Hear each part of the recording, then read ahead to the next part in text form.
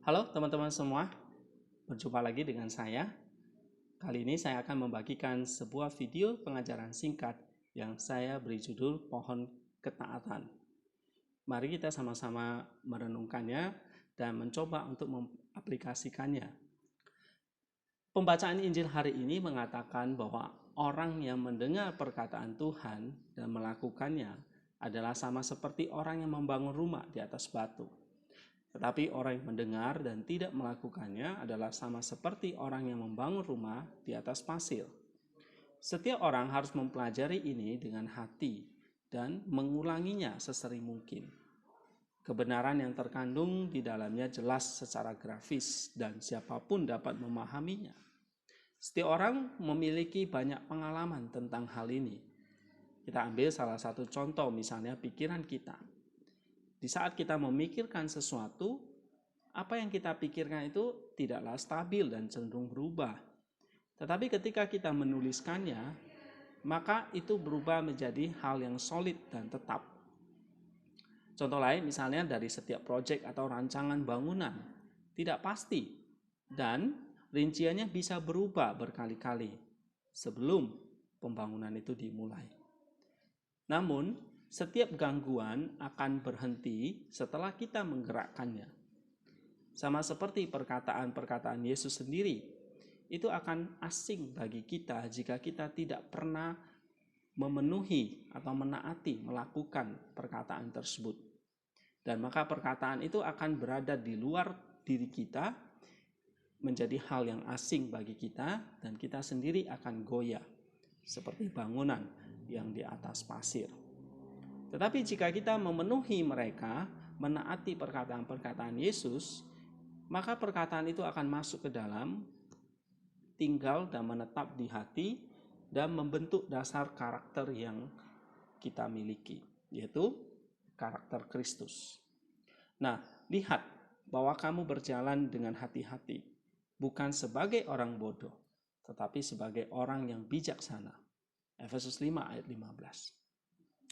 Ada satu cerita yang menarik dari salah satu bapak padang gurun, ya. Satu hari Abah Amoy mengambil sepotong kayu yang kering. Lalu dia pergi membawa kayu kering itu berjalan jauh dari sel doanya ke padang pasir, padang gurun. Jaraknya sekitar 12 mil jauhnya. Dan dia menanam kayu itu di sana.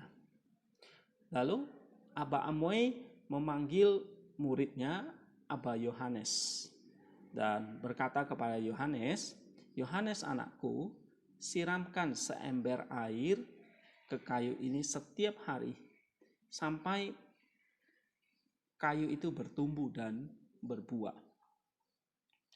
Namun letak mata air itu jauh dari tempat pohon itu ditanam. Ya, kira-kira jauhnya tadi 12 mil. Tetapi Abah Yohanes tetap pergi dengan membawa sebuah ember setiap malam hari, kemudian dia akan kembali pada pagi hari untuk nyiram tanaman tersebut. Nah, dia melakukan ini selama 3 tahun dan pohon itu pun hidup, bertumbuh dan menghasilkan buah.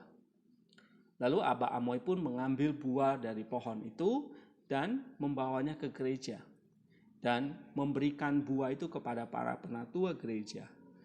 Lalu Abah Amoy mengatakan, "Ambil, makan, ini adalah buah dari pohon ketaatan."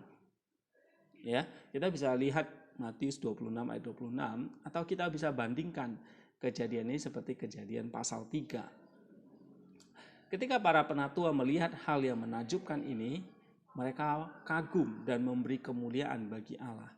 Mereka berkata, "Ya Allah kami, jika saudara yang diberkati ini tidak melakukannya dengan taat dan setia, maka misteri ini tidak akan terjadi melalui dia. Terpujilah Yesus Kristus, Allah Sang Logos. Dia yang melakukan keajaiban melalui orang-orang kudusnya." Karena dia sendiri, Yesus sendiri berkata, "Jika ada yang meminta dalam namaku, aku akan melakukannya, supaya Bapa dimuliakan di dalam Anak. Siapa saja yang memegang perintahku dan melakukannya, dialah yang mengasihi aku. Siapa saja yang mengasihi aku, ia akan dikasihi oleh Bapa-Ku, dan aku pun akan mengasihi dia dan menyatakan diriku kepadanya.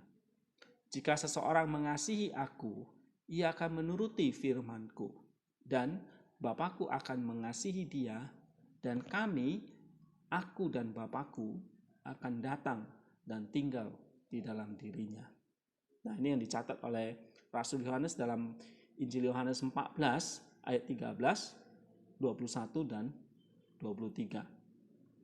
Dan pohon itu masih ada di antara kita saat ini sebagai bukti setia dan dari kebajikan Aba Yohanes.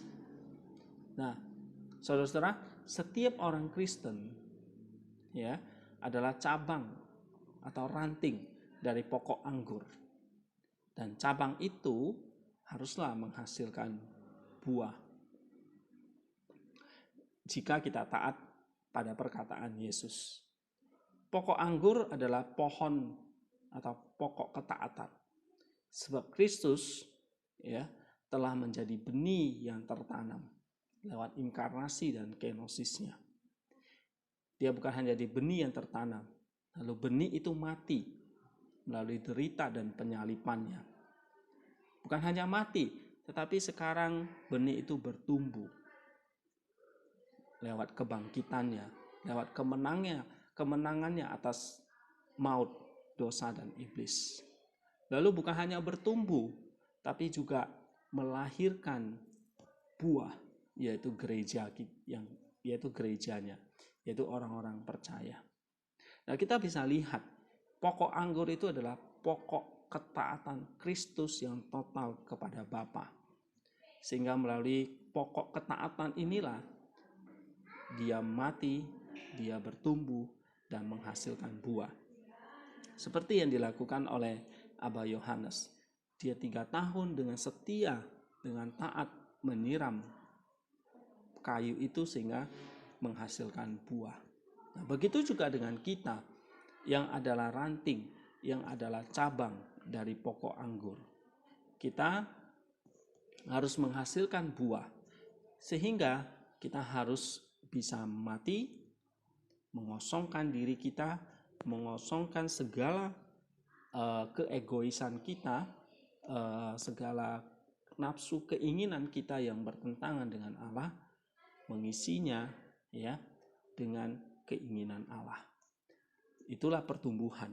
Jadi sebelum bertumbuh kita harus mengosongkan diri seperti Kristus yang dengan taat berinkarnasi, mengosongkan dirinya, kenosis, menjadi seorang hamba, mengosongkan dirinya menjadi sama seperti kita manusia yang daging ini. Lalu dia mengambil kedagingan kita ini,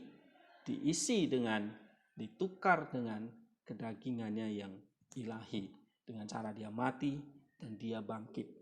Sehingga kedagingan yang dia kenakan itu kedagingan kita, kedagingan manusia ini adalah kedagingan yang sudah mengalahkan maut atau kematian itu. Itulah dia menghasilkan buah, yaitu gerejanya. Nah, saudara-saudara, kita juga sama. Kita harus mengosongkan diri, kita memikul salib, kita mengalami derita, mati, benih itu harus mati, baru benih itu bisa bertumbuh, bangkit, baru kita bisa hidup untuk Kristus dan menghasilkan buah. Itulah kita sebagai cabang dari pokok anggur Kristus. Kita adalah bagian dari pokok anggur itu, bukan pokok anggur yang lain, tetapi kita adalah satu bagian dari pokok anggur Kristus. Dan oleh sebab itu, ketika Kristus sudah menyediakan pokok anggurnya kepada kita, maka sebagai ranting, sebagai cabang, tugas kita adalah tadi mengosongkan diri, kenosis, mengosongkan semua pikiran jahat kita, nafsu kita, lalu bertumbuh, diisi dengan keinginan Allah, perintah Allah, supaya ini bertumbuh dan menghasilkan buah anggur, yaitu buah-buah pertobatan kita. Kita makin hidup, makin disucikan, dan kita bisa terus menjadi saksi yang nyata kepada banyak orang, sehingga banyak orang boleh ambil bagian di dalam persekutuan dengan Kristus. sehingga banyak orang boleh menjadi percaya dan diselamatkan. Itulah pertumbuhan buah pertobatan kita dan buah bagi gereja Tuhan. Buah pribadi, buah pertobatan, dan buah bagi gereja. Terima kasih. Ini yang bisa saya bagikan hari ini. Semoga renungan tentang pohon ketaatan ini menolong kita untuk terus hidup berbuah bagi Kristus. Amin. Sampai jumpa kembali. Apa yang saya sampaikan ini saya akan share nanti di komen di YouTube sehingga saudara-saudara bisa mendownloadnya, membacanya dan merenungkannya kembali. Thank you semua. Sampai jumpa pada video yang mendatang.